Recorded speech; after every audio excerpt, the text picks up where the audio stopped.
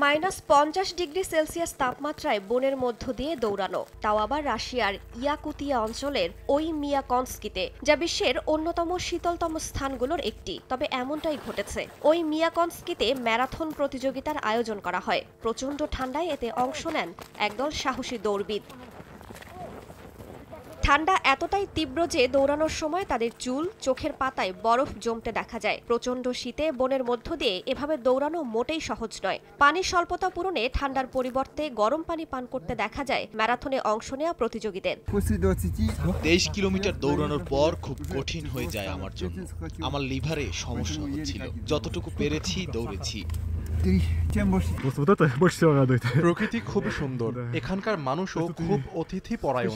বেশ কয়েকজন পথচারীর সঙ্গে আমার দেখা হয়, যারা ভালোভাবে আমাকে স্বাগত জানায়। খুব সুন্দর এই বিষয়টি। ইয়াকুতিয়া শাখা প্রজাতন্ত্র নামেও পরিচিত, রাশিয়ার বৃহত্তম একটি অঞ্চল। দেশটির মোট ভূখণ্ডের 1/5 জুড়ে অবস্থিত। অঞ্চলটির রাজধানী ইয়াকুৎস্ক। পৃথিবীর অন্যতম শীতলতম একটি শহর এটি। শীতকালে এখানে প্রতিদিন 4 ঘন্টারও কম সময় সূর্যালোক থাকে। রাইসা জান্নাত, সময় সংবাদ।